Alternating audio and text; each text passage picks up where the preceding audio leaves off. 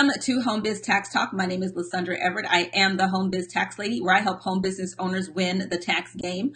Home Biz Tax Talk airs Monday through Friday, 9 o'clock-ish. And when you tune into my show, you're going to hear about topics that are important to the home business community. All right, today we're going to review filing statuses. All right, over the last couple weeks, I have gotten consults from people who have just the wrong stuff. Okay. So we're going to talk about, each of the different types of filing status and which, so you can really understand what applies to you and why. Okay. So the impact of this, let's talk about the impact. The impact of filing the wrong status is going to cost you tax dollars, meaning that if you file, you can actually get too much back or not enough.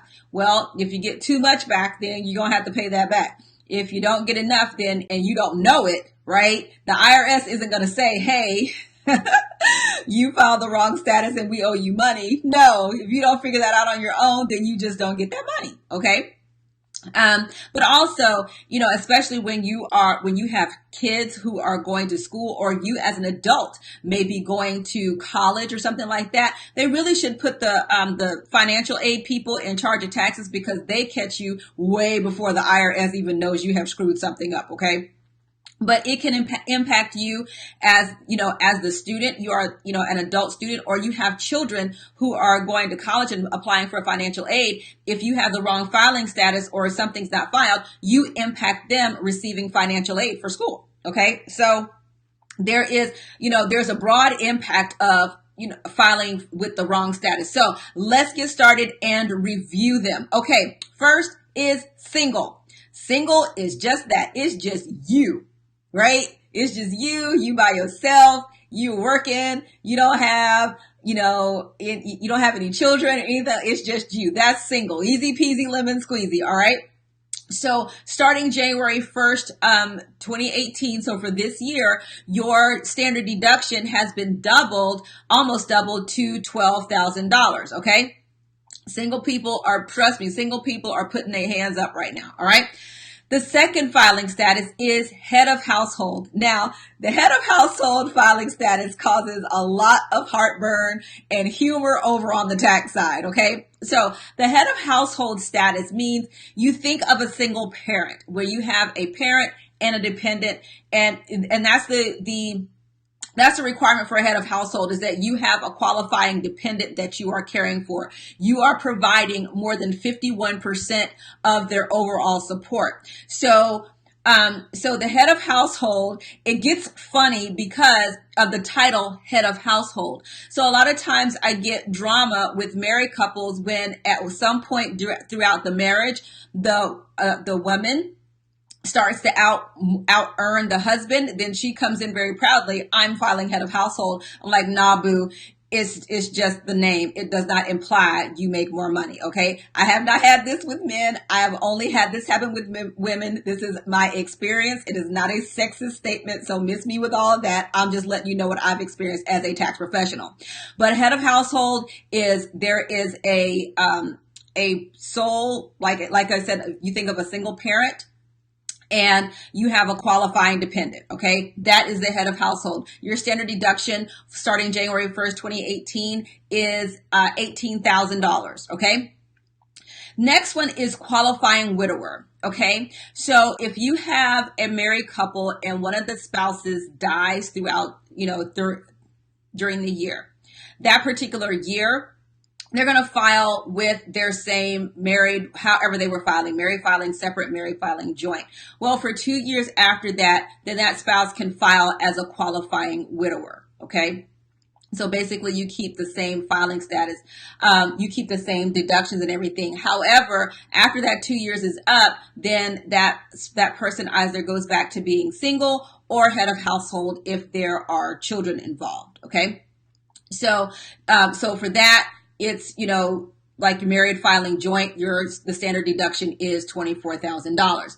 Now, for married folk, you got two options. You got married filing joint and married filing separate. There is no head of household in a married couple. Okay. There are some extenuating circumstances where you can possibly file head of household. That's where you need to consult with a professional. However, but by and large, married folk, married filing joint, married filing separately. That is it. So if you got married on December 31st, you are considered married for 2018 or for whatever that year is. You are married filing joint, married filing separately. And this is what happens because people are so used to living those separate lives. They kind of go and just keep filing the way they are, whether it's single or head of household or whatever, right? That is the wrong answer. Because again, when you get to the part about, kids going to school and all of this stuff, this is when you have problems because you got the wrong darn filing status.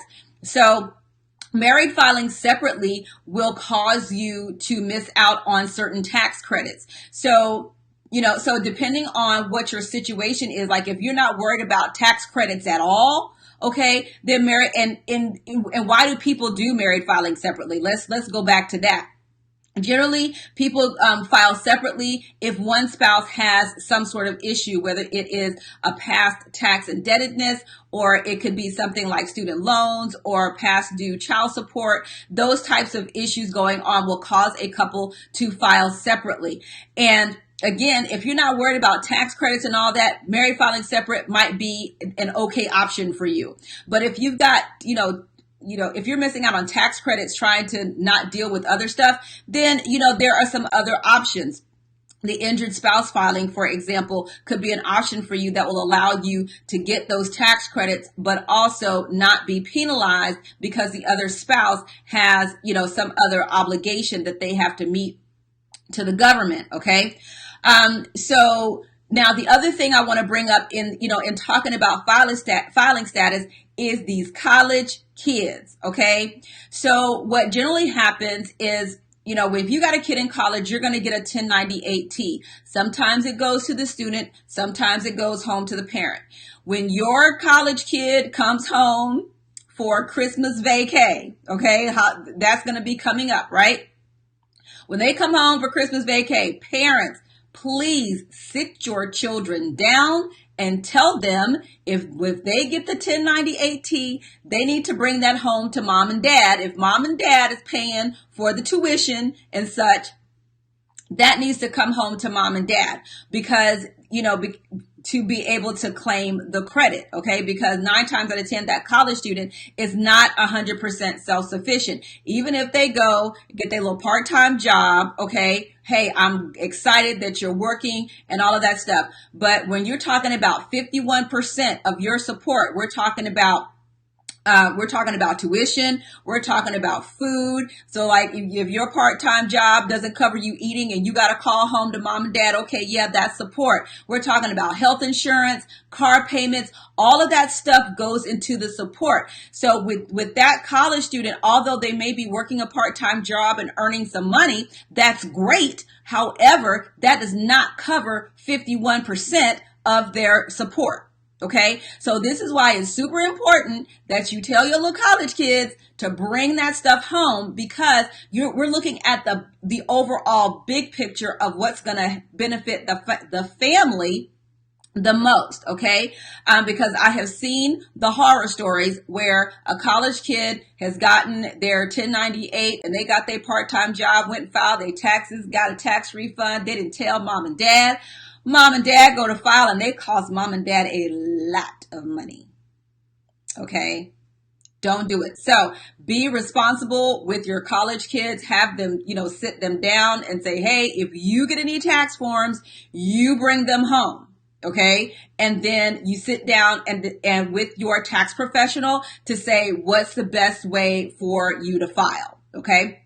So, that happens way too often. Again, with married couples, there is no head of household for married couples. Married filing separately, married filing jointly, because you're going to wind up having to, amend those taxes, especially like I said, if you got financial aid involved, they're going to tell you very quickly that you need to amend those taxes and file appropriately, or else whoever is involved in this will not be getting financial aid until it is done. All right. So that's the scoop on filing statuses. Now, the other thing I want to mention is this. When it comes down to tax time, people really do start to lose their minds, okay?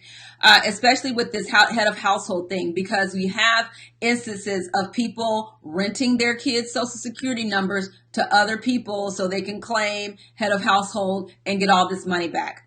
Please hear me clearly. That is illegal. If you get caught, okay, you and that other person may never, ever, ever be able to, because, what they're looking for really is the earned income credit. Okay. The earned income credit is the highest paying tax credit that I know of. Okay. So if you go and claim a kid that's not yours, or you're the person that's renting the social security numbers, you can be banned from claiming that credit for 10 years. You may never be able to claim that child again. So please stop renting your social security numbers out. Don't do it. Stop claiming the kid that's not yours, because what happens is this. Okay. The IRS has computers. And so if they see little Johnny is claimed by Sue this year, Jack this year, John next year, and so forth, they're like, okay, wait a minute. How's this kid playing musical chairs, right? We're not talking about, with parents, parents who may not be together.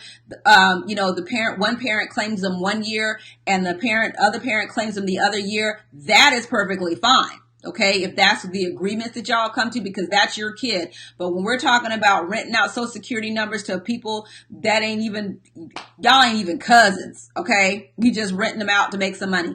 I am going to highly encourage you to stop that, because when you get caught, number one, you're going to have to pay that money back. And two, you're going to be barred from claiming that kid or any other kid for the earned income tax credit for 10 years. So depending on how old that child is, you may never be able to get credit for them ever again. Ever again. Okay? So that is it for the filing status review. If you got questions about what's going to be the filing status for you, make sure to reach out to me. Oh, wait a minute. I forgot to put my link up. Hold on. There we go. There it is. You can schedule your consult right there at www.homebiztaxchat.com. If you offer a 15-minute complimentary consult. So if you got questions, you can book a consult there and we'll get you taken care of. All right. So thank you guys so much for tuning into Home Biz Tax Talk. Again, we air Monday through Friday, 9 o'clock-ish, and you can come here to get your questions answered about your home business taxes. All right. Have a great day. I'll see y'all next time. Bye.